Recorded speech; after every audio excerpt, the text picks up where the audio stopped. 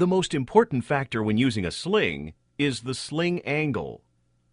A sling can lift the most when the sling legs are closest to vertical and the sling angle is near 90 degrees. The smaller the sling angle gets, the smaller the sling's load capacity gets.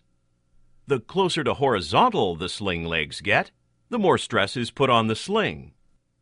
This is easy to see with a real-world example. Which of the following two tasks would be easier?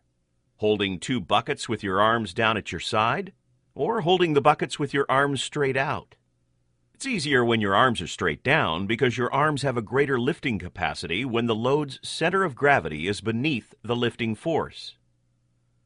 It is the same with the sling. A 1-ton load can produce several tons of stress on each sling arm at a low sling angle.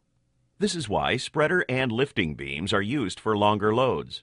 They make the sling legs more vertical. Manufacturer-supplied load charts give the capacity of slings at different angles. If there is a doubt about the safety of a rigging job, let your supervisor know.